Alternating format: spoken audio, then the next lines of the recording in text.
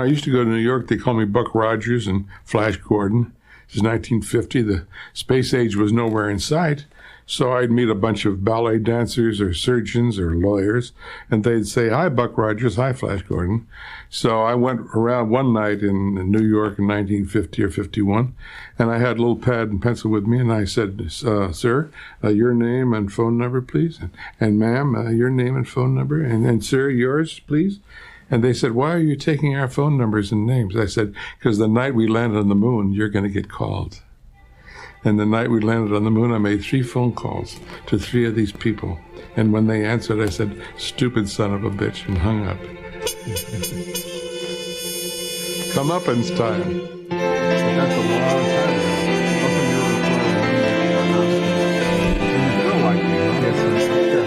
Ray Douglas Bradbury has had a busy life. He has colonized Mars, helped a beautiful Irish ghost murder a famous film director. He's created a time machine where men could go hunt dinosaurs. He's burned all the world's great books, brought a drowned girl back from the dead. He has kidnapped a parrot that knew Hemingway, killed a perfect copy of his wife, fed his parents to wild African lions. He has invented a Ferris wheel where going backwards you become younger, forward older. He has rebuilt the House of Usher and thrown a housewarming party where he tortured the guests. And in doing all this and more, Ray Bradbury has become an icon in the world of contemporary science fiction, a writer whose imagination has opened up a whole new world of fantasy and wonder. Come in, won't you? In this house, copper bats fly in make-believe attics. Brass rats scuttle in plastic cellars. Robot skeletons rattle in dreary closets. Robot skeletons? Vampires, wolves, phantoms, done with chemicals and ingenuity. I was afraid of that. In this world, a young girl plays a gigantic part in the life of a writer who happens to be a dwarf. The beautiful giant lady came to the little house in the middle of nowhere. Here a man can decide to do battle with the profusion of modern technology, armed only with a chocolate milkshake. Any special reason why you chose a chocolate milkshake? It's my favorite flavor. Miss Weldon, do I scare you? In Bradbury's universe, a dead man can find love in a small town. Kate, will you marry me? I've got me a letter. Read it to me. An illiterate woman can wait half a lifetime to receive her very first letter. What's it say? It's from the Power Plus Muscle Company. And it says, "Dear Mrs. Gibbs." Dear Mrs. Gibbs. Dear Mrs. Gibbs. Ray Bradbury has given birth to thousands of different characters and situations, yet all are firmly rooted in a deep sense of humanity, a humanity he has made spring from the genesis of science fiction. The cavemen wrote the first science fictions on the walls of the caves, those pictographs of problems to be solved. How do you kill a mammoth? That's a science fictional problem, isn't it? So you have to invent something, don't you, to kill the mammoth. You can't hit him with your fists. So you got a knife, that won't work. You've got a hatchet, that won't work. What do? You take off your arm and throw it at him, and that's called a spear. You invent an arm that extends your ability to destroy. So that's pure science fiction. And that you start with those primitive science fictional problems and you solve them and you move on to the next problem. So our entire history is ideas and problem solving. He was born in 1920 in the small town of Waukegan, Illinois. They weren't rich. His father worked as a lineman for the local power company. 2 of the 4 Bradbury children had died in the flu epidemic that swept America, and Esther Bradbury was taking no chances with her baby. She pampered Ray, bottle-feeding him until he was 6 years old. She was afraid. She was afraid that her baby might die. And my sister died when I was 7. So that only increased the attention. We got off the bottle when I was 6. But I was still spoon-fed a good part of my life until I was 13 or 14. I went shopping with her, all the female things. I was turned into a to a mother's child, a mama's boy. I caught her colds, and then later I had to get rid of them. In 1932, when the traveling carnival came to Waukegan, the 12-year-old mama's boy was enthralled by a performer named Mr. Electrico. It was an event he has claimed ever since that changed his life forever. He was remarkable. He traveled with this carnival. Dill Brothers combined shows, combined out of what God knows. But every night he sat in the electric chair and they'd electrocute him. And they'd pull a switch and all this amperage would jump into his body, his hair would stand up, and sparks would fly out of his mouth. And he took a sword and passed it down among the audience, and he came to me and put the edge of the sword against my nose, and the electricity went into my head, came out my ears, made my hair stand up. And he pointed at me and cried, "Live forever." And I said, wow, boy, is that good advice. I wonder how you do that. And I decided to go see him the next day, and I knew I couldn't say, "How do you live forever?" But I'd try to make up something. Took a magic trick out of my pocket, and I asked him to show me how to do it. And he showed me how to do it, and then he looked into my face, and he says, "You want to look behind the scenes here? You want to meet all the people?" I said, "Yeah." So he ran over to the tent, and he hit it with his cane. And he called out, "Clean up your language. Clean up your language." And we went in, and I met the illustrated man and the skinny lady and the fat lady and the trapeze people. And then he took me down to the lake shore, and we sat on the dunes. And he talked his small philosophies, and he let me talk my big ones. Paid attention, looked me right in the face.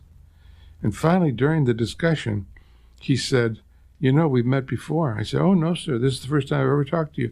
"No, you were my best friend in the great battle of the Ardennes Forest outside of Paris in October of 1918.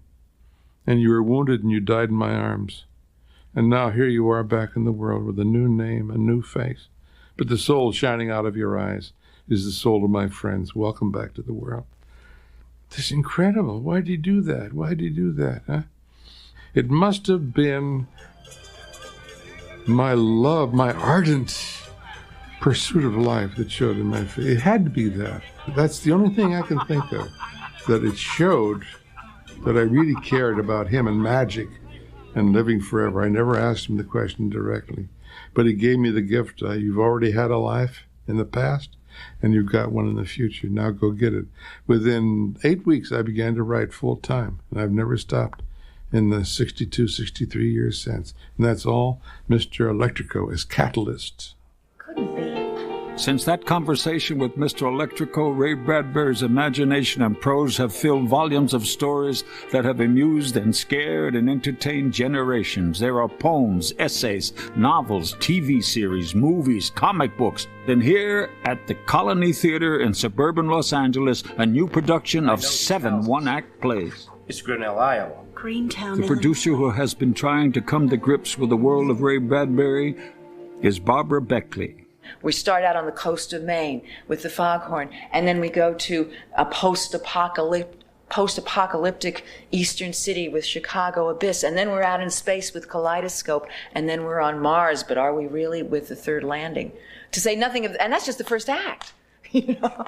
Then we get to the second act, and we're in a whole different place. Pillar of Fire, are you familiar with that? It's like you read it and you think, oh, how are we going to do this? Because it's Ray at his most, what's the word? It's at his most profligate, is that the right word? Where there's so many images and so many different places and ideas floating around, that trying to harness all of that and put it up here that's work.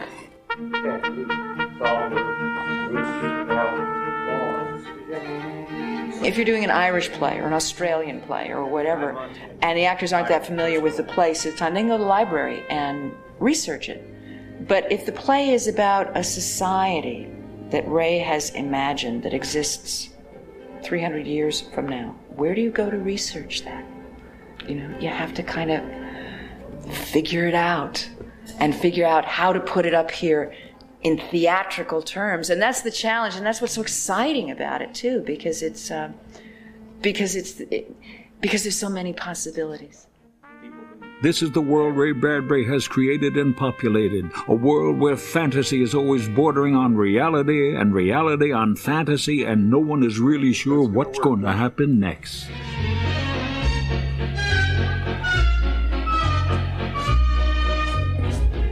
Mr. Stendhal,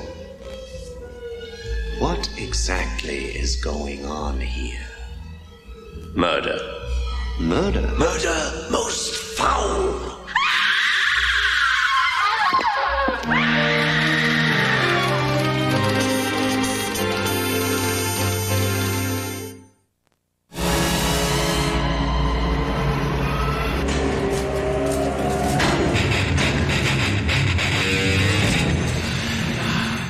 Bradbury on the Sci-Fi Channel. Just what does it take? 1934, a new nerdy-looking kid started hanging around the gates of the Hollywood studios, pestering stars for autographs and pictures. He posed with George Burns. He posed with Marlene Dietrich. The kid was Ray Bradbury. When I arrived in Hollywood when I was 13, I wanted to meet famous people, so I put on my roller skates, skated out to Hollywood, and there, standing in front of Paramount Studios, waiting for me, was the hero of all the generations, Mr. W.C. Fields himself. So I skated over to him, and I handed him a pen. I said, "Mr. Fields, can I have your autograph?"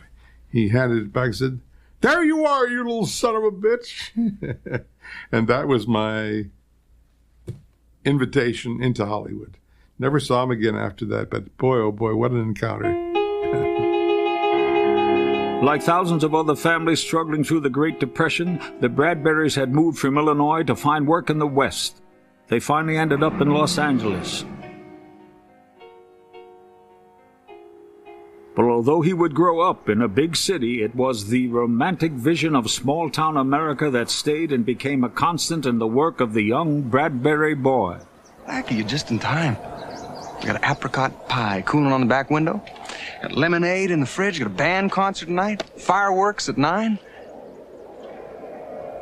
You hear that? Race you home. Last one there is an old maid. No, wait, skip. Ray's father got a job with the local power company and eventually moved his family into this house in Venice, California. This house here is where I live with my parents and my brother. And it's part of the Bureau of Power and Light Edison Company property. So we lived here. We paid $30 a month to live here, which was kind of expensive because the average income in those days was $15 a week. Huh? So we stayed poor for a long time. Huh? We were all happy because we never talked about poverty. Huh? If you're living in the midst of it, why discuss it? Get your work done. I learned how to sneak into every movie in Los Angeles. I knew all the owners, the proprietors of the movie houses, and I'd buy them a pack of cigarettes or a 3-cent newspaper and get in the movies free. Huh? So you learn all the ways around, and you learn to live in the library where you get your education free. Huh? And there are no excuses. There are no excuses. So you make yourself as you go. Ray graduated from Los Angeles High School in 1938, as did classmate Betty Williams, who still has the yearbook. Here he is, right there. Very small, I'm sure. Ray Douglas Bradbury likes to write stories, admired as a thespian, headed for literary distinction. He knew that in 1938. That's right. He knew it then. And he did what he intended. That's really beautiful. Although she didn't know it at the time, Betty Williams was Ray Bradbury's first love. Oh, well. I never knew. We knew each other 56 years ago. And just out of high school, I used to take her to movies. And on the way home from the movie, I say, "Okay, Ray, when we get to her house, she opens the door, you grab her elbows, and you give her a big smooch, okay?" So we'd get to her house, she'd open the door, and I'd say, "Night," and then I'd walk down the street saying, "Dummy, dummy, dummy." And then this happened 2 or 3 times. So I never got to kiss her goodnight. So About 20 years ago, I was lecturing downtown at the Unitarian Church. I look in the front row, and there's Betty sitting there looking up at me. She came up after and said, I hear you don't drive. I said, that's right. She said, can I give you a ride home? I said, yes. So she drove me home. When we got in front of the house, I reached over, grabbed her elbows, and gave her a big smooch. And then we fell apart laughing. I said, I should have done that 40 years ago. But maybe just as well, huh? I'm sure you had the right woman. She was wonderful. Well, his older brother Skip brought home some money playing semi-professional football. Young Ray made $10 a week selling afternoon newspapers on the street corner. It was the only regular job Ray Bradbury would ever have. But while the fun days of high school were over, his education, he decided, should continue. This is the downtown children's literature section of the downtown LA library. I started coming here when I was 13 years old. I never left, I'm a children's writer. I didn't realize it when I began writing my short stories and novels many years ago. But I loved Greek mythology, Roman mythology, Egyptian mythology, all the children's books, and I assimilated them. And when I began to write full-time, I never left this library. I couldn't go to college, couldn't afford it. So I came here to this room and this building 3 days a week for 10 years and graduated from the library when I was 27 years old. So what you see here is a completely library-oriented writer. In the late 30s and early 40s, he was one of the young writers and artists who showed up for the weekly meetings of the Los Angeles Science Fantasy Society, founded by Forrest Ackerman, who still remembers the young Ray Bradbury. It's a wonder that he's still alive. He was such a rambunctious, such an obnoxious kid. We were ready to strangle him. He would come to the club and he would do his impersonations of W.C. Fields and Hitler. And I say it's really amazing that he got past his youthhood. The short stories he'd been writing in high school were now being sent off to the pulp magazines, where he hoped to collect a penny a word. He wrote them, he rewrote them, and polished them, and then waited for the inevitable rejection slips. It's a very interesting thing when you're 17, 18, 19, 20, 21, and getting rejections all the time and writing a short story every week, millions and millions of words. You don't even notice. Yeah, you're momentarily bothered, but you figure they're all stupid, huh? They don't recognize your genius, and someday they will. And so I suppose your ego keeps you going, and you look back later and the stuff really is dreadful. It shouldn't have been bought by anyone. But slowly, one by one, you sell short stories, and even one sale in a year is enough to keep your spirits up. The short stories kept going out and rejection slips kept coming back until 1940, when Script magazine accepted a story. He didn't get paid for it. Instead, they gave him free copies so he could show the people who bought his newspapers that he was a published writer. In 1941, I sold a story to Super Science, and then later that year, I think I sold another one, and then in 42, 2 or 3 stories. It began to increase, and then it was 6 stories in the next year, then 12. And then 24. It doubled every year. And then all of a sudden, I was selling 42 short stories in a year, one a week, just about. So it all paid off, and a lot of those stories are very good. Ray Bradbury was turning out story after story now and making just enough money to give up the newspaper corner. But he wasn't happy with his work. There was something missing until, in what would be a major literary turning point, he wrote a short story called The Lake. All of my stories that are worth anything are based on some sort of personal metaphor. And when I was 8 years old, a little girl went in Lake Michigan I was playing with, and she never came out. And what a mystery it was. And to hear about this thing called drowning and death. And she stayed with me for 12, 13, 14 years. The memory of her disappearing into the lake. And when I was 22, I sat at the typewriter one day and remembered the lake and wrote the story of this girl and building a sandcastle with her, and very late in time coming back, and there's a sandcastle waiting on the shore. She's been there and left the metaphor of her death for me. And when I finished the short story, I burst into tears. I realized that after 10 years of writing, I'd finally written something beautiful. I turned a corner into my interior self. I wasn't writing exterior stuff. I wasn't writing for the right or the left or the in-between. I was writing for me. And I discovered that was the way to go. When the Best American Short Stories of 1946 were published, it included a story by 26-year-old Ray Bradbury called The Big Black and White Game. At the local bookstore, when he went to check it out, he noticed an attractive young clerk couldn't take her eyes off him. Her name was Maggie McClure, and she thought he was a thief. The owner, Mr. Fowler, said, Marguerite, in your department, we have noticed there are books missing. And I said, I'll keep an eye out. And he said, but don't say anything. Come and get me. Watch, but don't say anything. Ray, in July, wearing a British Army officer's greatcoat, ammo pockets, the whole thing, and a briefcase, which he would throw down on the book counter.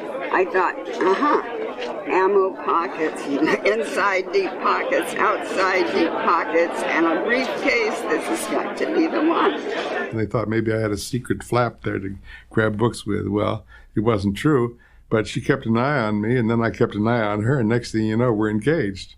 And he said, do you have a lunch break? And I said, oh, yes. And he said, would you care to have a cup of coffee? And we went around the corner and had a cup of coffee. And every day he came in and we had a cup of coffee. And a year later, we were married. Her friends warned her not to marry me. And they said, he's not going anywhere. And I said to her, I'm going to the moon and I'm going to Mars. You want to come along? And she said, yes. And that's the best yes I ever heard in my life. It turned out to be just right. They were married in 1947 and moved to a little apartment near Venice Beach. They had no money problems. After all, Ray had $7 in the bank. I gave $5 to the minister. He said, what's this? I said, that's your fee for the ceremony. He said, you're a writer, aren't you? I said, yes. He said, then you're going to need this. And he handed it to me, and I took it back. Colorful taste, wishbone rice, colorful taste in every... The pulp magazines where Bradbury had honed his craft were being left behind. The legitimate world was discovering this new California writer. He won the O. Henry Award for short story writing when he was only 28. Now the big magazines were buying McCall's, Esquire, Collier's, Saturday Evening Post, and by 1950 he had developed a series of short stories into a collection called The Martian Chronicles. The Chronicles explored a time when Earth set out to colonize Mars, but Bradbury's stories didn't dwell on the machines that got them there. He was more concerned with what Earthlings would find when they finally landed on the fourth planet from the sun. Trees. Grass.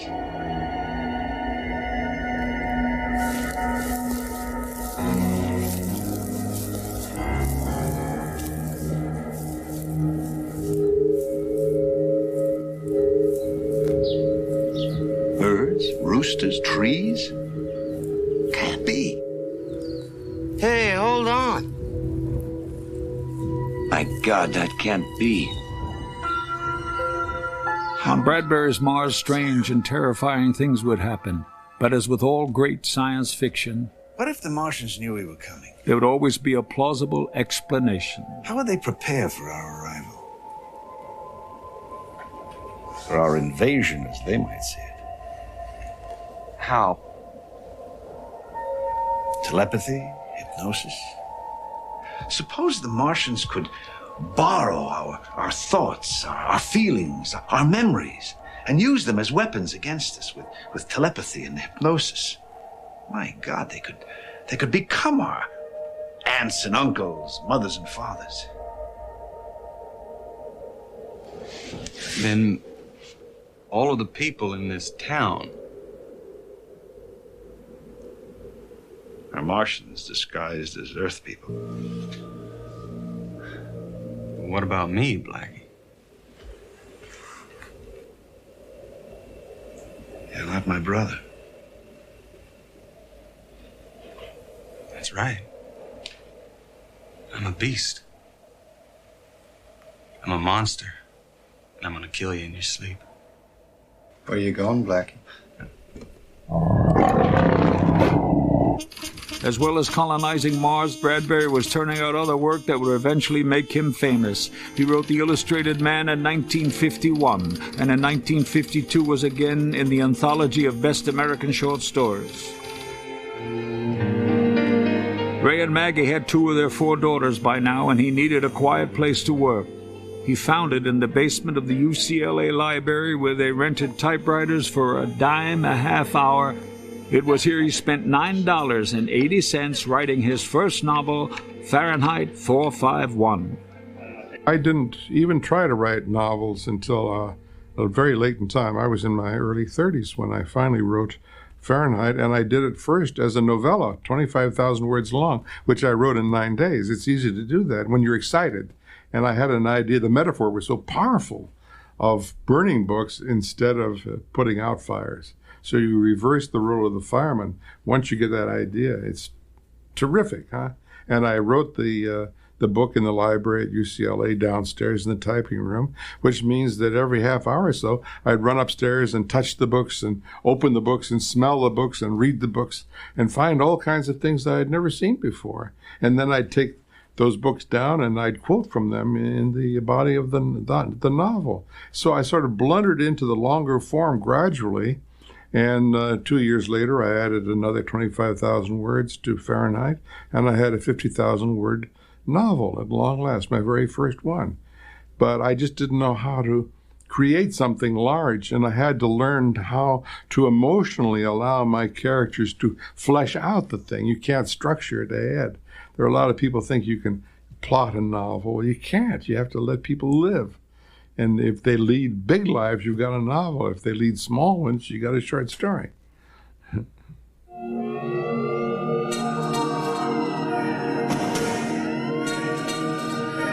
Named for the temperature at which paper burns, Fahrenheit 451 takes place in a future society where firemen are hired by the state to destroy books and the people who read them.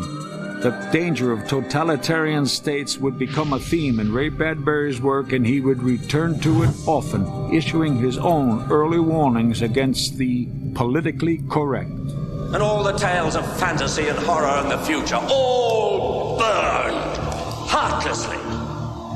They passed a law. What started innocently enough, with one group or another, political bias, religious prejudice, union pressures. There's always a minority afraid of something, and a great majority afraid of the past, afraid of the future, afraid of themselves. I see. The curse of the senses, Bigelow. With a screw tightened here and a bolt fastened there and a pull and a push. Art and literature are like a great twine of taffy, twisted into knots. So there's no longer any resiliency or flavor to it. The film cameras stop. The theaters are dark. The printing presses grind to a halt. I'm sorry. I don't know what you're talking about. But from what I hear, the burning was a good thing. Get out! Leave me alone, you idiot! The angry Bradbury is there throughout history. I think I've proved it with a lot of my stories. You have to be angry about the right things, though, huh? You have to make a stand and move against people when they're incorrect, and get out of a situation. Like I'll give you a good example. I went in for a meeting at NBC 15 years ago. They wanted to do a series with me, and they had all the vice presidents lined up there and the paper waiting to be signed with the ink and everything. Yeah, at the last moment, one of the vice presidents leaned forward and said, "Mr. Bradbury, what we don't want from you is anything too highfalutin, huh? Highfalutin." And I said, "Highfalutin? Highfalutin?" I grew up in weird tales, astounding stories, astonishing stories, penny a word, pulp fiction, huh? And he realized he'd said something wrong. And he stopped and thought. He says, "Well, what we really want from you is something like Franz Kafka." I said, "Franz Kafka? Franz Kafka?" Well, now, that's highfalutin. And I went around the room and I put out my hand. I said, "Bye, bye, bye-bye, bye." And I left the meeting, and that killed the deal. Yeah. So I got angry. I knew exactly they were the enemy. And they invent a machine that listens to the ink dry on the contract. And as soon as it's dry, they ask you to change things. Huh? By the mid-1950s, the Bradbury imagination was in full flight. If he wasn't trying to perfect humanoid robots or deal with the problems of creatures who could take on multiple personalities, he was taking weekend hunting trips into the world of the dinosaurs.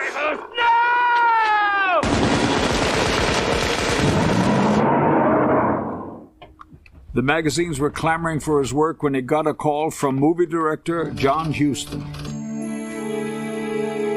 Huston was perhaps the hottest Hollywood director of his day. He made The Maltese Falcon, The Treasure of Sierra Madre, The Red Badge of Courage.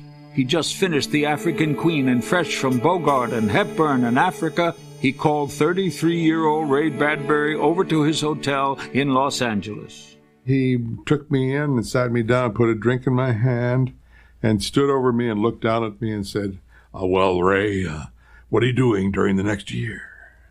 And I said, not much, Mr. Huston, not much.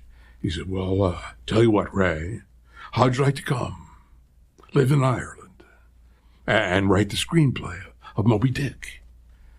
And I said, gee, Mr. Huston, I've never been able to read the damn thing. And then he'd never heard that before from any writer. And he said, well, I tell you what, kid, why don't you go home tonight, read as much as you can, and come back tomorrow and tell me if you'll help me kill the white whale. And I went home and I said to my wife, pray for me. And she said, why? I said, because I've got to read a book tonight and do a book report tomorrow. And I read as much as I could and went back and took the job, and the rest is history. The way I read Moby Dick was the right way, huh? Impulsively leapfrogging through the entire book. I just jumped up and dove into any page, and I opened it, and there was a metaphor, the spirit spout, sprinkling the deeps of the ocean at 3 a.m., the soul's midnight, huh? And then going on to becalmment and going on to the description of the spirit spout itself, like a giant fountain of Versailles. And then late in the book, I came upon the wonderful soliloquy where Ahab stands at the rail and says, it's a mild, mild day and a mild-looking sky. And the wind blew from the shadow of the Andes where the mowers have lain down with their scythes. And I turned back to the beginning and I read, call me Ishmael. And I was in love. And I went the next day and took the job. Thank God, thank God. But as the screenplay progressed, Ray Bradbury would not be thanking God, for the job in Ireland with John Huston would become a nightmare that would haunt him for the rest of his life. Senator, your mouth has amazed this pen. John Huston had moved to Ireland and had fallen in love with the place. He would eventually become an Irish citizen. He rented a huge country house at Kilcock, an hour outside of Dublin, and took up residence as the country squire. Bradbury was expected to work in the city and bring out draft after draft of the screenplay, but the relationship soon deteriorated. He was a strange, emotional man, John Huston. And he took these fits of meanness, and for no reason. Huston's son Tony was only 4 when the saga at Kilcock was unfolding. My impression is that they were ideally unsuited to each other. That on the surface, here you have 2 characters who are massively talented, but Dad was a very sophisticated individual. He enjoyed playing poker, he respected art and things like that. And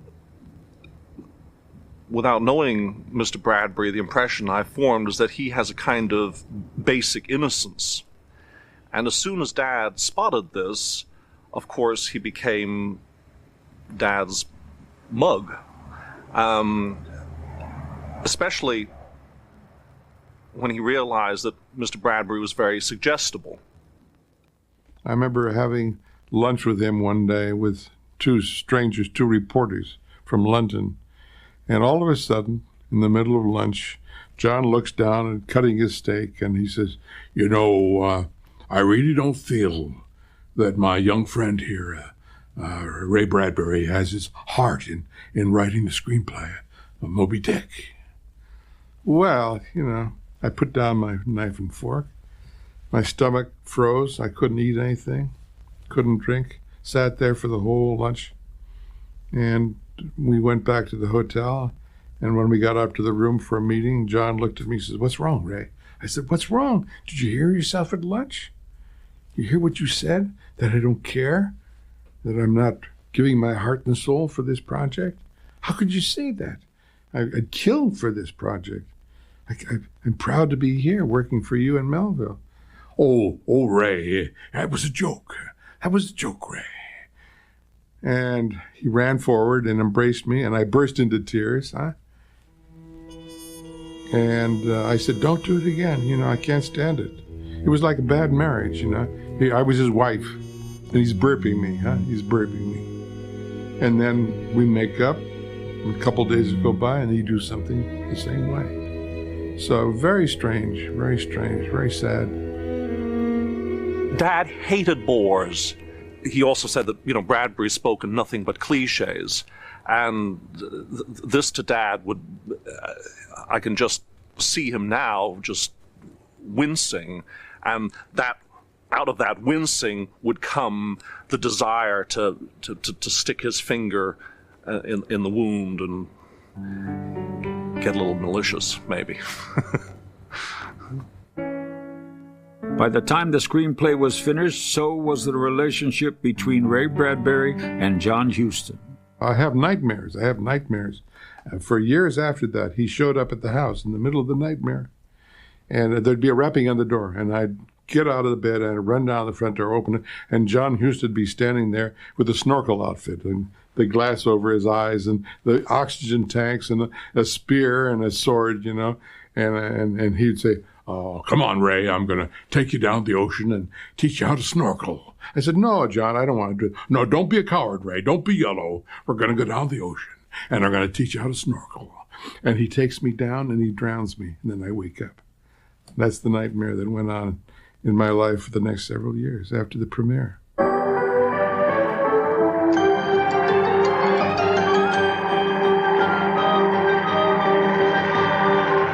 It would take almost 40 years before Ray Bradbury was finally able to write about his time in Dublin and Kilcock. Here you are.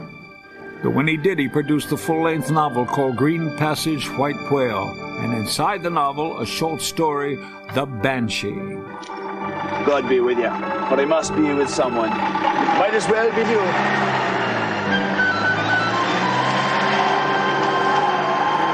In real life, Bradbury refused to revisit Ireland, but he did return to it in his novel and short story, and was finally able to exercise the whole sad experience. Did I scare you, kid? Get in out of that night before it grabs you. John? Get this in you, kid. So you finished the screenplay. This is it. So you say. Oh, I wrote the short story about the Banshee, about John Huston many years later, because when I lived in Ireland and I'd go out there at night to his house, he used to try to scare me. The wind would blow around the house, and we'd be sitting by the fireplace at midnight, you know, and every once in a while he'd lean forward and he says, "Ray, you hear that outside?" I said, "What do you mean, John?" "You hear that wailing outside the house, Ray?" "Yeah, yes." "You know what that is, Ray? You know what that is? That's a banshee. It's a banshee. Goes to the dead. Tell you what, Ray, take my coat, go out, and bring the banshee in." "No, John, I don't want to. Don't be alone, Ray. Come on, take my coat and bring the banshee in." I said, "John, if I know you got someone out there making those noises just as a joke to get me out there." So I refused to go. Toro.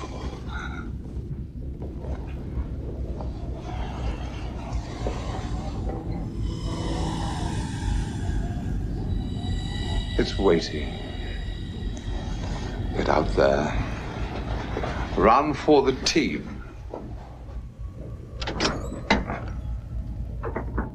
So later I wrote the short story, and the same thing happens in the short story, except I go out and the banshee's really there. Huh?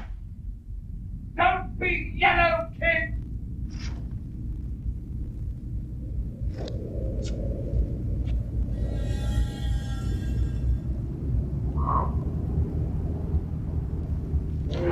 Banshee, where are you?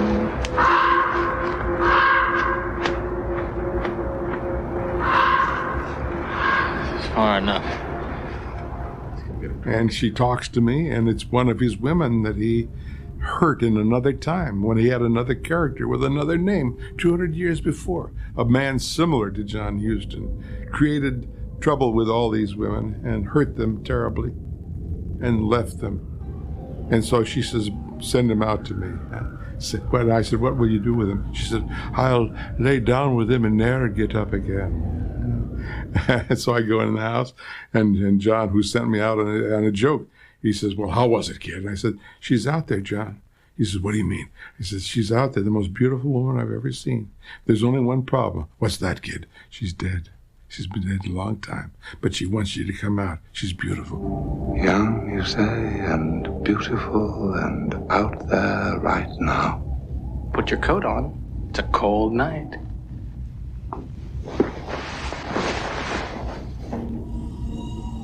God.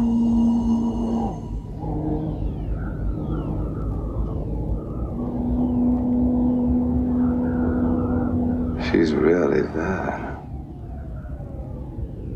Wait. There's one thing I forgot to tell you. The woman is out there, all right. She's walking. But she's dead. I'm not afraid. No, but I am.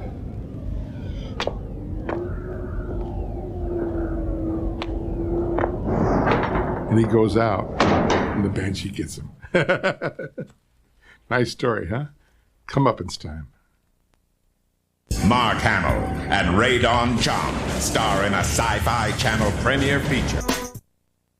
In the last few years, Ray Bradbury has been busy on the speaker circuit, traveling to a different city almost every week to speak or lecture, depending on how he feels. Today in Vancouver, it sounds more like a lecture. I demand of you a total knowledge of all the arts, and you got plenty of time and you're wasting it often.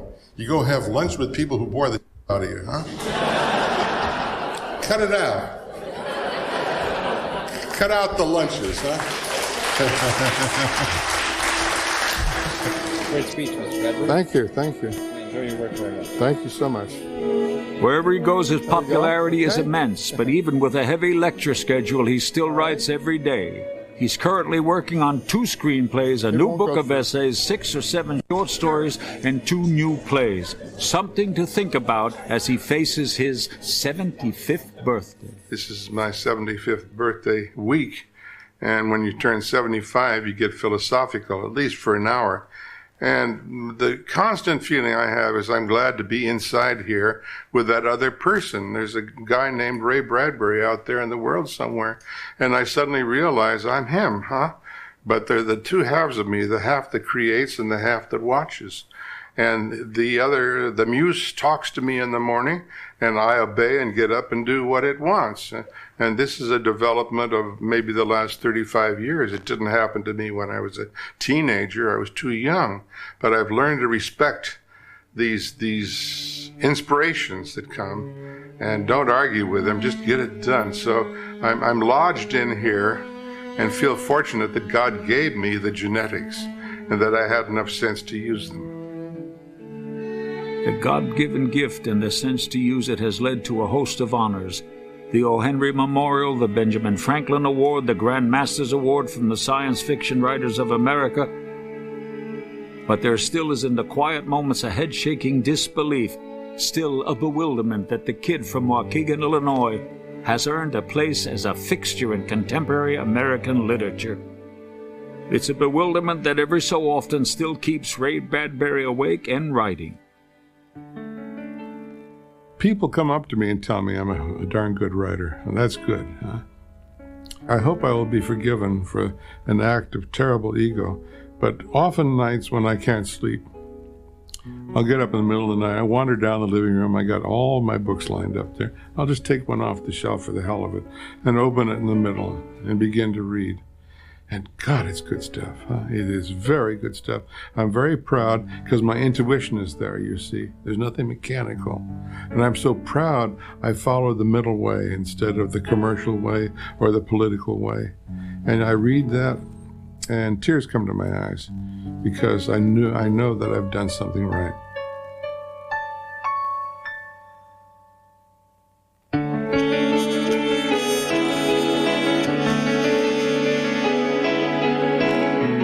Embark on a journey past the shadowy edge of reality to a land whose only boundaries are those of the imagination, a place known as the Twilight Zone. Coming up next, exclusively on the Sci-Fi Channel.